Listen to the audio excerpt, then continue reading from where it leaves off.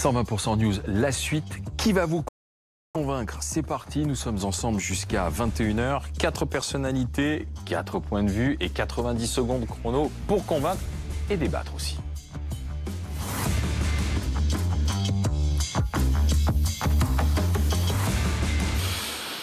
Ce soir, nous sommes avec Natacha Polony, directrice de la rédaction de Marianne. Confinement, attention à la colère des Français, risque de rébellion. Rokhaya Diallo va défendre ces 6 ONG qui lancent une action de groupe contre l'État. Une première, État et police coupables de contrôle au faciès, de discrimination.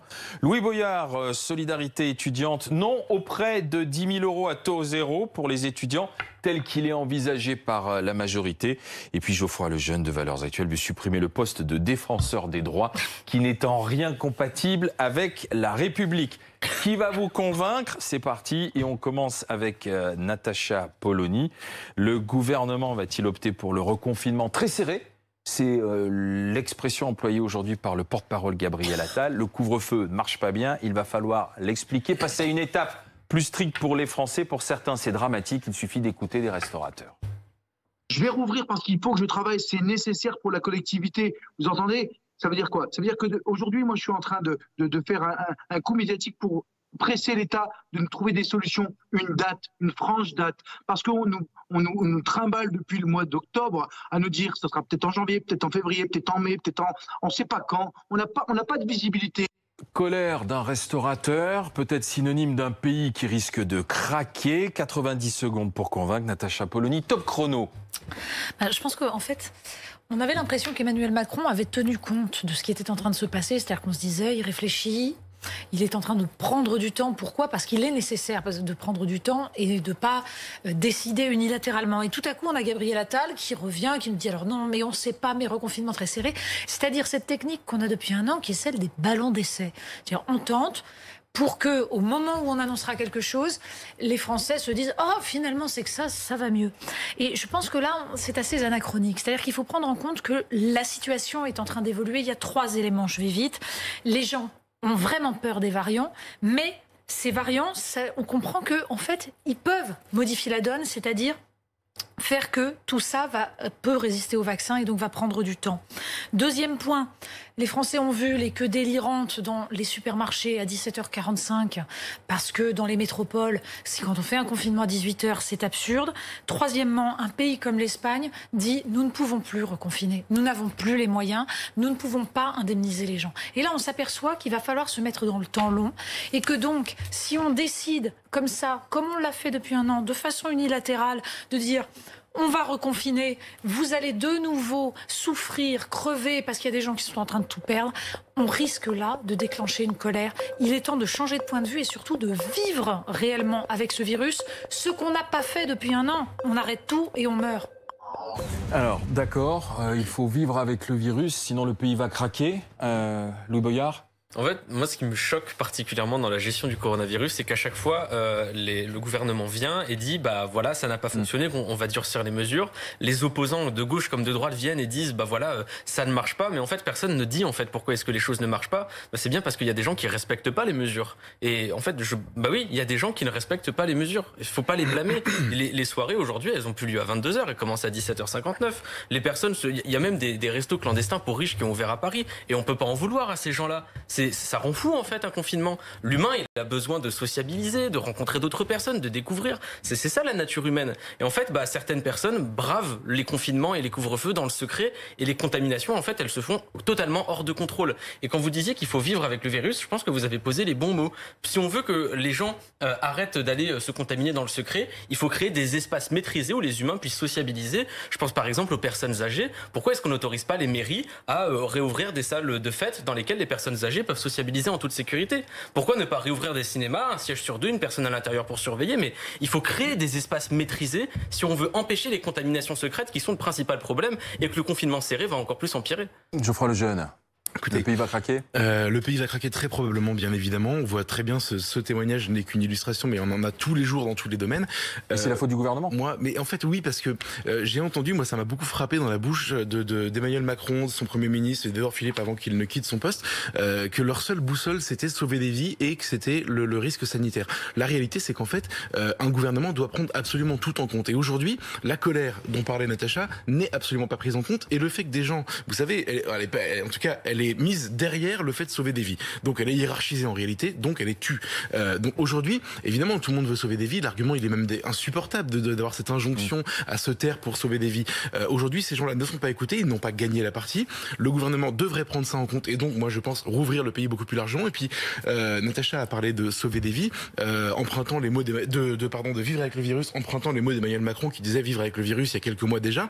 La vérité, c'est que vivre avec le virus, c'est aussi accepter la mort parfois, parce qu'on ne peut pas tout faire et on ne peut pas demander. Donc il faut laisser mourir les personnes âgées ou ceux qui sont les plus fragiles et les plus âgés.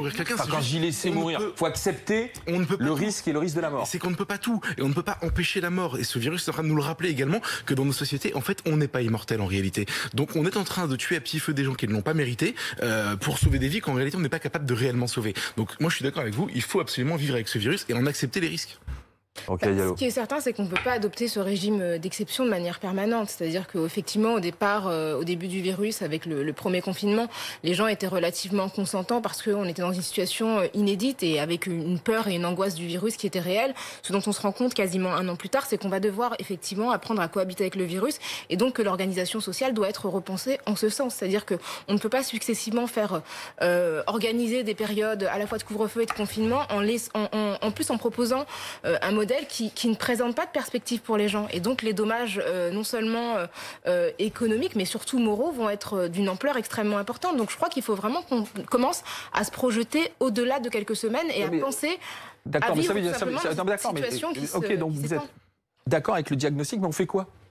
Non, mais parce que c'est bien beau de dire que le gouvernement se plante dans sa communication ou se trompe dans la manière dont il veut préparer les esprits et autres. Mais on fait quoi ? Il faut dire, demain, Emmanuel Macron doit dire, mesdames et messieurs, les plus fragiles d'entre vous et les plus âgés restent chez eux. Moi, c'est l'intérêt du pays, des nouvelles générations. Je rouvre et on vit, c'est ça ? Non, pas je rouvre et on vit comme ça. En revanche, des endroits où l'on sait que le virus peut être contrôlé et circule moins peuvent rouvrir. Par exemple, je ne vois pas pourquoi on se contaminerait plus dans un cinéma que dans la queue du supermarché à 17h45, encore une fois. Mais allez-y, vous voyez quelle tête ça, c'est aberrant, c'est totalement absurde. Deuxièmement, on repense un système de soins qui tient compte de ce risque. C'est-à-dire que pendant des années, on a fermé des lits, on a décidé que... On va pas repenser en 6 mois, là. On va pas le repenser en 5 mois. Ils ont prétendu que c'était le cas entre le premier et le deuxième confinement. Pardon, Natacha, mais ils ont dit qu'ils seraient prêts pour la deuxième vague s'il y en avait une. Parce qu'ils créeraient des lits, etc. Ça n'a pas été fait. Donc, encore une fois, il ne s'agit pas de faire ça du jour au lendemain. Mais ça fait déjà 1 an qu'on y est. On risque tous les autres pays sont depuis 1 an aussi. Oui, tous les autres pays sont depuis 1 an. On risque d'avoir... Et même Israël qui vaccine à tour de bras est en train de reconfiner une partie de la population. On nous l'a expliqué tout à l'heure. Pour des raisons multiples. C'est-à-dire parce que tout le système économique des pays occidentaux a été concentré sur la gestion des flux et pas sur les stocks, pas sur le temps long, pas sur la production locale. C'est-à-dire qu'il faut repenser l'économie, il faut repenser le système de santé si on part du principe que potentiellement on en a pour 3 ans ou pour 5 ans, ce qui est possible.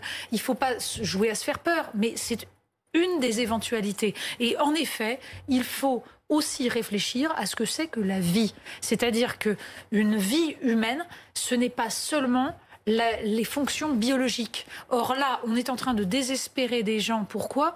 Parce qu'on ne leur donne même pas la possibilité de choisir, d'être libre, d'être soit lâche, soit courageux, soit de se protéger à tout prix, soit au contraire d'arbitrer sur leurs risques. On les enferme. Ça, c'est la négation de l'humanité. Alors, nous, on en est là. On a l'autre modèle qui est la Chine, c'est-à-dire totalitaire. Qu'est-ce qu'on veut ? Est-ce qu'on veut être à la hauteur de la civilisation européenne, qui est une civilisation fondée sur le libre arbitre, C'est-à-dire la possibilité pour les individus, à un moment donné, de décider pour eux-mêmes. Et je pense aussi aux personnes âgées.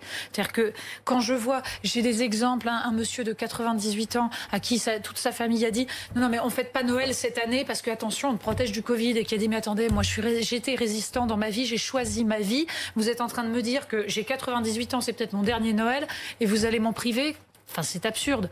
Et on en vient, cette forme d'absurdité. Donc on a privé l'ancienne génération, on a privé la nouvelle génération. Donc finalement, on n'a fait que des mécontents. Parce qu'on ne s'appuie pas sur la liberté des gens, sur leur capacité à choisir leur destin. Et on a des instances venues d'en haut qui ferment tout et qui, à côté de ça, ne prennent pas les mesures concrètes, économiques, qui permettraient de faire en sorte que nous soyons armés. Eh ben, j'ai l'impression qu'on a commencé ce Qui va vous convaincre avec quelqu'un qui vous a convaincu. On va voir ce qu'en pensent les trois qui ont écouté sans rien dire, ce qui est rare. Natacha Polony. Rokhaya Diallo, convaincue par ce que dit Natacha Polony? Oui, je suis convaincue. Je crois qu'effectivement, on ne peut pas réduire la vie humaine à ses fonctions vitales et qu'effectivement, il faut penser la vie humaine dans sa complexité et que le fait de se concentrer autant sur la production liée au travail, ça mine aussi le moral des gens parce qu'on a besoin d'autre chose pour vivre. Un verre pour Natacha Polony. De la part de Rokhaya Diallo, le Boyard. Moi, je suis d'accord parce qu'on peut décréter des confinements et des couvre-feux, mais l'humain est ce qu'il est, il n'obéit pas toujours à la loi. Parfois, il obéit à son cœur et il y a beaucoup d'humains, en fait, qui ont juste besoin de s'évader et qui font la bêtise de braver la loi. Et si jamais on ne s'adapte pas, on va continuer de contaminer, donc totalement d'accord. Geoffroy Lejeune. Parfaitement convaincu par Natacha. Aujourd'hui, ce qui nous arrive, c'est plus la vie, c'est la survie. Et je trouve ça insupportable et j'ai moi aussi une grande envie de retrouver ma liberté. On va voir là maintenant que ce sera moins consensuel à mon avis avec Geoffroy Lejeune. Le défenseur des droits veille au respect des droits et des libertés. C'est l'article 71 alinéa 1 de la Constitution depuis la révision de 2008. Le défenseur des droits qui vient de prendre une position sur le burkini, saisi par des associations, une association, le comité de lutte contre l'islamophobie, à propos de l'interdiction d'être en burkini sur une base de loisirs d'Île-de-France fin décembre 2020. Le défenseur des droits estime que interdire le port du burkini constitue une discrimination. Dans ces cas-là, il faut arrêter, stopper avec le défenseur des droits. 90 secondes pour nous dire que le défenseur des droits n'est pas sur des valeurs républicaines. Geoffroy Lejeune, c'est parti. Top chrono. Alors, je vais tout de suite lever une ambiguïté au cas où elle restait. Je suis contre le port du burkini et je suis pour la lutte contre le burkini au cas où quelqu'un avait un doute ici. Et ce qui s'est passé est très intéressant. C'est qu'en fait, vous avez donc en effet une saisine du défenseur des droits qui s'exprime à la demande donc du CCIF, association qui a été de lutte contre l'islamophobie, qui a été jugée trop proche des islamistes et surtout qui a été jugée coupable d'avoir eu un rôle dans l'assassinat de Samuel Paty et donc dissoute au mois de décembre par le gouvernement à la demande de Gérald Darmanin. Cette association donc aujourd'hui est défunte, a un rôle posthume entre guillemets dans cette affaire puisque elle a pu permettre que le défenseur des droits dise que non, dans cette base de loisirs, il ne fallait pas interdire le burkini. Moi, ce qui me passionne dans cette affaire, c'est que je fais le lien volontairement avec Samuel Paty puisque ça a été fait au moment avec le CCIF pour la dissolution, parce que vous savez, on a eu un grand débat à ce moment-là sur l'état de droit. Qu'est-ce que c'est l'état de droit? Et on a découvert en France que finalement, quand on voulait lutter contre l'islamisme, l'islam politique, on était en fait empêché par beaucoup de juridictions, ce qu'on a appelé à ce moment-là les cours suprêmes, Cour de justice de l'Union européenne, la Cour européenne des droits de l'homme, en France aussi le Conseil constitutionnel qui faisait des jurisprudences qui finalement à la fin empêchaient que quand le politique le voulait, il pouvait s'attaquer à des officines islamistes. Aujourd'hui, on découvre en fait que le défenseur des droits n'est qu'une juxtaposition de tout ça, sauf que contrairement aux autres, il n'y a pas besoin d'envoyer valser la Constitution pour le supprimer, il n'y a pas besoin de sortir des traités pour le supprimer. En réalité, ça n'est qu'un instrument de plus de lutte idéologique et médiatique qui permet dans ce cas précis de ne pas lutter contre l'islam politique. Je propose donc sa suppression, ça coûte rien et c'est très facile à faire. Geoffroy Lejeune, Rokhaya Diallo. Alors, j'ai l'impression qu'on a une expression qui vient de s'orienter contre les droits humains. Oui, effectivement, les droits humains et les déclarations, les traités internationaux qu'on signe pour protéger les droits des individus ont une valeur supranationale. C'est un principe vraiment et ils basique empêchent de lutter contre l'islamisme très souvent. Non, alors, déjà, il n'y a pas de rapport, en fait, entre le port du burkini et l'islamisme. Quand vous dites que vous êtes opposé... Non, il n'y a pas de lien. Non, mais quel est le lien? Quelle femme portant un burkini a commis un attentat en France? Oui, Rokhaya, absolument aucun lien. J'ai pas essayé de vous convaincre ce soir de ça, parce que je connais vos positions sur le sujet, mais pardon. Dites-moi quel est le lien. c'est un message politique. Non, ce sont des femmes qui veulent aller à la plage. Non. Il n'y a absolument aucun lien démontré. Mais non, c'est un message politique. Le port du burkini. Ce sont des femmes qui ont besoin de se couvrir. Dans l'espace public, de montrer son appartenance à la religion. Mais pardon, excusez-moi. C'est systématiquement instrumentalisé et par des associations par comme des personnes terroristes. Mais pas par des terroristes, par des gens qui promeuvent l'islam politique. Non, j'ai pas dit ça. J'ai dit. Ce sont des femmes. Alors, moi, est-ce que vous connaissez les femmes qui portent le burkini? Mais moi, je les écoute quand elles sont arrêtées. Est-ce que vous en connaissez? Vous avez déjà discuté, pris un café, avoir une vie sociale avec une femme qui porte un foulard et qui, pour aller à la piscine, porte le burkini? J'ai confiance dans les médias de mon pays. Parce que moi, j'en ai dans ma famille et je vous promets qu'elles n'ont absolument aucune velléité terroriste. Et juste pour continuer, juste pour terminer, que c'était des velléités terroristes. Non, mais c'est ce que vous dites. Vous dites qu'il y a un lien entre l'islam politique, entre le terrorisme et entre le port du burkini politique. Et terrorisme. Mais soyez honnête. Mais qu'est-ce que ça veut dire l'islam politique? Mais l'islam politique, c'est une volonté de conquérir en France le pouvoir et d'y installer non pas la charia. Ça, c'est la première chose.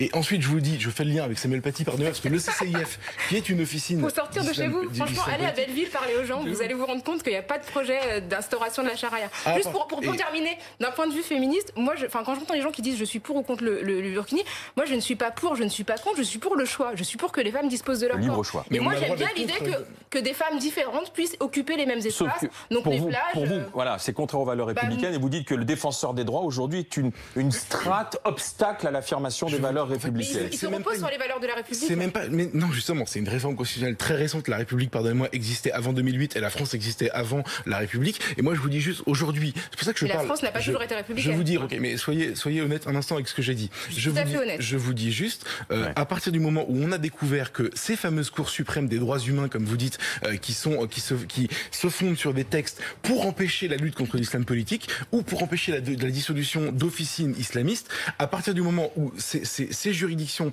nous entravent, moi je dis juste, en fait, je découvre à cette occasion que le défenseur des droits fait exactement la même chose et que contrairement aux autres, il n'y a même pas besoin d'un grand roulement de tambour et de sortir les traités pour le supprimer. On pourrait d'un simple trait de plume décider de supprimer ce poste qui ne sert à rien. Louis Boyard. Moi, en vrai, je trouverais ça drôle si c'était pas sur un plateau télé. Hein. Enfin, c'est juste une femme qui s'est pointée, qui a porté un maillot de bain qui vous dérange, très bien, mais vous pouvez pas demander à une institution défenseuse des droits de l'homme d'être supprimée pour ça, parce qu'en soi, c'est pas l'institution qui vous dérange, c'est les droits qui en découlent, c'est la laïcité, c'est la liberté, et en vérité, si vous avez un problème avec ça, ne changez pas l'institution, changez les textes. Mais on a inventé un texte qui s'appelle la Déclaration des droits de l'homme, et croyez-moi, vous pourrez passer des années à le rédiger, vous ferez pas mieux. Enfin, j'aimerais juste ajouter une dernière chose. Cette institution-là, elle fait pas que défendre les femmes qui portent un maillot de bain qui vous déplaise. Je suis d'accord. Il y a une petite fille en maternelle, le maire l'avait refusée de cette école. Grâce aux défenseurs des droits de l'homme, elle a pu y aller. Il y avait quelqu'un qui a été viré de son travail parce qu'il était homosexuel. Grâce à cette institution, il a été défendu. La violence policière aussi, il avait été saisi pour les violences. Ça a été la seule institution à avoir pris position au sujet des LBD. Et vous voulez supprimer cette institution parce qu'une femme a porté un maillot de bain qui vous déplaisait et parce qu'elle se base sur la Déclaration universelle des droits de l'homme. Ce serait drôle si c'était pas sur un plateau télé. C'est un maillot de bain qui menace la République. C'est une très bonne, mais c'est exactement le cas. C'est une très bonne objection. Vous avez raison que ça permet de défendre les droits parce que c'est quand même le principe à l'origine. Sauf que strictement aucun des droits censés être défendus par le défenseur des droits n'est pas défendable devant un tribunal de manière complètement classique. C'est-à-dire qu'en fait, en gros, c'est juste une strate de plus qui permet d'agiter les médias parce que symboliquement, ça a été d'ailleurs créé pour ça. Pardonnez-moi. Donc, ça a été créé du fait de l'Union européenne en fait a demandé aux pays de se doter d'institutions qui luttent contre les discriminations. Et d'abord la HALD et on n'a pas entendu Natacha Polony. Juste pardon, je vous laisse parler juste après. Mais je note que vous êtes étudiant, donc quand vous aurez fini vos études, vous comprendrez ce que c'est la Déclaration des droits de l'homme et du citoyen. C'est aujourd'hui des textes sur lesquels se fondent des tribunaux, nos tribunaux, pour des jurisprudences. J'aimerais juste répondre, mais vous vous prenez pour qui ? Enfin, parce que je suis étudiant, je comprendrai pas la Déclaration des droits de l'homme et du citoyen. Je suis étudiant en droit, je sais ce que c'est que ce texte. Quand vous aurez moi, je viens des banlieues du Val-de-Marne où les femmes avec qui je prends des goûters, elles portent le burkini. Je pense mieux connaître le sujet que vous. Déjà, j'apprends que vous prenez des bouteilles à la piscine avec des femmes en burkini. Je suis extrêmement étonné. Ensuite, excusez-moi, juste pour vous dire que si vous n'avez pas compris aujourd'hui le lien étayé, sourcé dans le fait qu'aujourd'hui on ne peut plus lutter efficacement contre certaines associations islamistes parce que elles se fondent sur les droits de l'homme qu'elles connaissent mieux que nous et évidemment beaucoup mieux que vous. Mais c'est qui Alors, Natacha Polony qu'on n'a pas entendu sur ce que veut faire Geoffroy Lejeune, supprimer le défenseur des droits. Le problème, c'est qu'il n'y a pas que supprimer le défenseur des droits. En fait, il y a beaucoup de choses qui se recroisent. Mais c'est parti du défenseur des droits. En fait, répondre de façon catégorielle. C'est-à-dire que La question du burkini, qui est une question très spécifique, elle est complexe. Non, en effet, on ne va pas interdire le burkini sur les plages françaises. Ça n'est même pas en projet et ça ne se fera pas parce qu'en effet, un signe religieux est autorisé dans l'espace public. Ça, c'est la base. En revanche, ça n'interdit pas de constater que c'est on va dire, non pas simplement un maillot de bain, mais une façon de rendre visible une religion dans l'espace public, ce qui est contraire à la laïcité, qui n'est pas un principe juridique, mais qui n'est pas un principe juridique, mais un principe politique. C'est-à-dire que la République est fondée sur l'idée que les religions ne s'affiche pas de façon ostensible dans l'espace public, mais garde une certaine discrétion. Tout est à comprendre dans l'évaluation de cette discrétion. Et en effet, on peut discuter de ça, ça s'appelle du débat politique. Mais est-ce que le défenseur des droits est un obstacle, justement, dans la réaffirmation des valeurs républicaines? L'islamisme, c'est l'idée d'un but politique accordé à une religion, c'est-à-dire le fait de compter dans l'espace public et donc d'influencer l'espace public. Comme la manif pour tous, par exemple. Oui, bien sûr. Pour tous, mais oui, comme la manif pour tous. Oui. Donc, mais voilà, vous savez, je critique toutes les religions quand elles essayent de grignoter l'espace public et de contrer la laïcité. Toutes. Et le défenseur des droits. Toutes. Alors, le problème du défenseur des droits, c'est en effet que c'est une institution qui peut être utile, mais on a vu qu'elle a une interprétation des droits humains qui, en effet, en général, nie la spécificité de la République française, c'est-à-dire le fait que la République, c'est pas exactement les démocraties libérales. Or, le défenseur des droits, c'est une institution qui est créée par des instances qui relèvent de démocratie libérale où on se dit voilà, on a des communautés, elles agissent entre elles et on défend leurs droits les unes face aux autres. C'est ça qui crée le bien commun. La République, c'est un petit peu différent, sauf que nous sommes les seuls dans le monde à avoir ce régime un peu particulier. C'est tout le problème. Donc, je pense que le défenseur des droits aujourd'hui est une institution qui est instrumentalisée. Par qui et dans quel but? Si c'est instrumentalisé, c'est par qui et dans quel but? Dans un but idéologique qui est d'uniformiser les différentes façons d'organiser l'espace public, les différents régimes politiques. Et donc, la France est en train de perdre ce qui fait sa spécificité, à savoir cette conception très particulière de l'espace public qu'on appelle la laïcité. C'est pour ça que même si, en effet, on n'interdira pas, et il ne faut pas interdire le burkini. C'est un problème de mœurs, c'est pas un problème juridique.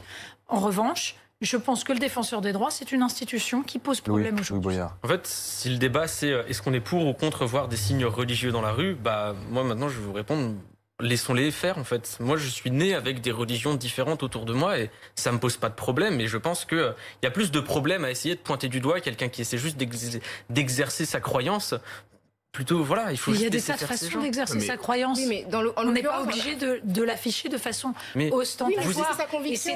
Vous y gagneriez tellement plus à être capable de regarder quelqu'un qui porte un signe religieux dans les yeux en n'ayant rien à faire de son culte. Mais vous auriez beaucoup à gagner, vous, à voir le projet politique est derrière. Comment Comment pouvez-vous prononcer ce genre de phrase? Vous croyez que je ne sais pas discuter avec des femmes qui On va revenir au postulat de départ. Dans une discussion, j'ai encore un souvenir d'un débat avec Rocaille Diallo, c'était à la faculté de Villetaneuse où il y avait une jeune femme qui était voilée. Nous avons discuté tout à fait respectueusement. Vous voyez qu'elle est sympathique. Mais enfin, comment peut-on sortir des phrases pareilles? Qui a dit que ces femmes-là n'étaient pas sympathiques? S'il vous plaît, Natacha Louis-Rocaille-Diallo et Geoffroy Lejeune, on va revenir au postulat de départ. Natacha Polony, s'il vous plaît, qui est le défenseur des droits, qui pour vous aujourd'hui devient un obstacle dans les valeurs républicaines et la réaffirmation des valeurs républicaines.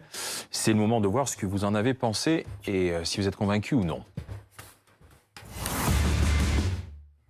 Rocaille Diallo. Alors je ne suis pas convaincue, je pense que c'est un peu vu, j'étais pas très discrète dans ma conviction. Le défenseur des droits, pour moi, défend les principes de la République et je tiens quand même à répéter à dire que la laïcité c'est un principe d'égalité et que l'État garantit à chacun sa liberté de conviction. Lou Boyard. Oui, bien sûr. Pas du tout convaincu, il a défendu les 3 principes, liberté, égalité, fraternité, liberté de porter ce qu'on veut, égalité dans ce culte, de l'avoir ou de ne pas avoir, et la fraternité d'accepter quelqu'un, quel que soit le signe religieux qu'il porte. Natacha Polony. Je pense que la liberté ne se réduit pas au droit de faire ce qu'on veut et que la fraternité, elle est essentielle à conserver de façon justement universelle et que la laïcité permet cela et heureusement. Geoffroy Lejeune m'a convaincu sur cette question du défenseur des droits. Le reste de son propos, je n'adhérais pas forcément, nous avons des divergences, mais ce point-là uniquement me convenait. On supprime le défenseur des droits ou pas ? Oui, allons-y. Oh, je vais vous faire plaisir. Oui, il y aurait d'autres moyens, il y aurait d'autres choses à faire. Mais... Il y a plein de choses à faire. Allez. Et on se retrouve, nous, dans un instant pour la suite de Qui va vous convaincre ? La parole à Rokhaya Diallo, la parole à Louis Boyard.